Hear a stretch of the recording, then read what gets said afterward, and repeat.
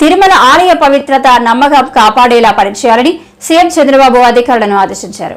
తిరుమలలోని పద్మావతి అతిథి గృహంలో ఆయన సమీక్ష నిర్వహించి మాట్లాడారు. కొండపై గోవింద నామ స్మరణం తప్ప మరో మాట వినిపించకూడదు, ప్రశాంతతకు ఎక్కడ భంగం కలగకూడదని అన్నారు. దేనికి దానికి ఒక ప్రత్యేకత ఉంది, వడకు కూడా ఒక ప్రత్యేకత ఉంది. అలాంటి మళ్ళీ ఇవన్నీ కూడా టోటల్గా ప్రక్షాళన చేసి రాబోయే రోజుల్లో ఫీడ్బ్యాక్ కూడా తీసుకుంటాం. ఈరోజు మీరు చూస్తే ఉదయం ఒక అర్ధగంట నేను కూడా సమీక్ష చేశాను. నా సమీక్షలో ఒకప్పుడు ఏవైతే పగడ్బందీగా చేయడానికి మొత్తం గ్రీన్ కవర్ అయితే ఇప్పుడు 72%కి వచ్చాం. డీప్ ఏదైతే ఫారెస్ట్ ఉందో దీన్ని 72%కి వచ్చాం. దాన్ని 90% తీసుకుపోయే అవకాశం ఉంది. బయోడైవర్సిటీ కూడా ఫోకస్ చేయమన్నాను. అదే సమయంలో ఇక్కడ వాటర్ కన్జర్వేషన్ కూడా లాజికల్గా తీసుకుపోవాల్సిన అవసరం ఉంది. ఒకప్పుడు మెడిసినల్ ప్లాంట్స్ కూడా తీసుకొచ్చి పెట్టాం.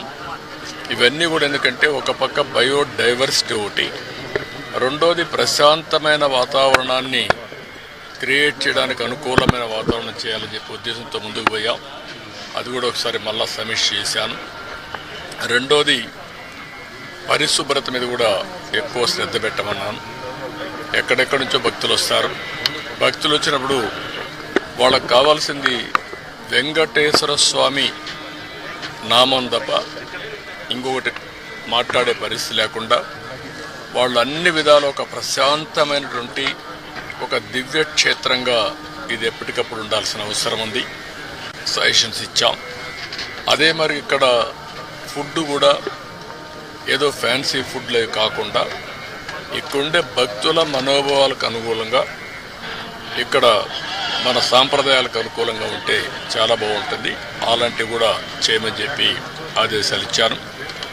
అదే మరి ఎండ్ టు ఎండ్ ఇవన్నీ కూడా ఒపీనియన్ కూడా తీసుకోవడం, భక్తుల మనోభావాల్ని గౌరవించడానికి ఏమేం చేయాలనో అవన్నీ చేస్తాం.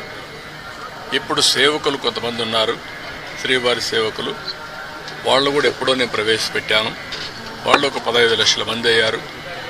వాళ్ళు కూడా ఒక స్పిరిచువాలిటీ సైడ్ ఎట్లా తీసుకెళ్ళాలి, వాళ్ళల్లో కూడా భక్తి భావం ఎట్లా పెంచాలి, ఇక్కడే కాకుండా నిజ జీవితంలో కూడా వెంకటేశ్వర స్వామి శ్రీవారి సేవకులు ఉన్నప్పుడు వాళ్ళు నిజ జీవితంలో కూడా దీన్ని ఆచరించాల్సిన అవసరం ఉంది. వాళ్ళకి కావాల్సిన ట్రైనింగ్ అవన్నీ ఇచ్చి వాళ్ళు కూడా కెపాసిటీ బిల్డింగ్ చేస్తాం.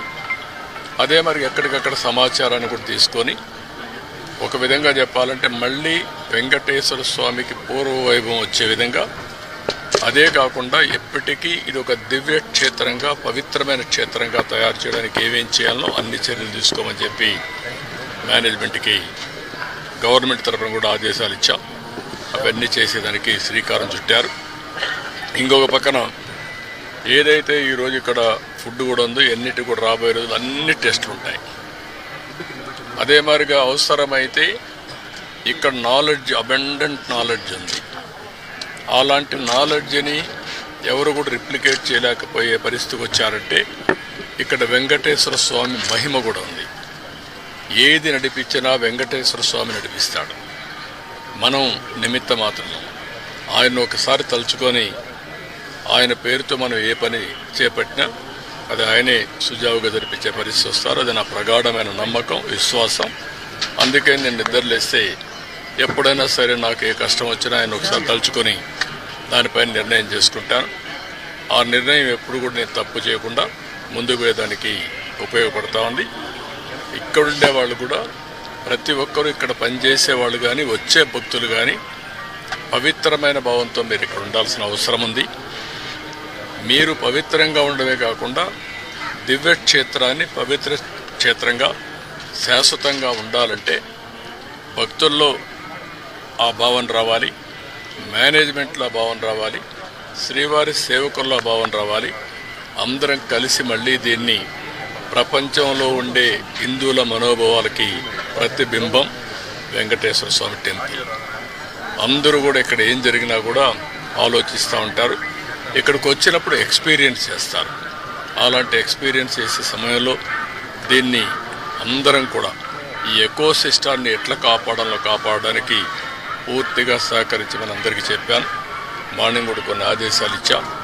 ఆదేశాలన్నీ పాటిస్తారని చెప్పి నేను ఆశిస్తున్నాం.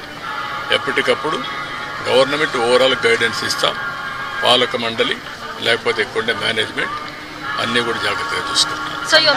అన్నదానం కూడా మనం మీరే ప్రారంభించారు సార్. టీడీపీ హయాంలోనే ఇక్కడ అన్నదానం ప్రారంభమైంది. ఎన్టీఆర్ హయాంలో అన్నదానం ప్రారంభమైంది. ఈరోజు ప్రపంచంలోని ఒక సెంటర్లో ఇంత పెద్ద ఎత్తున అన్నదానం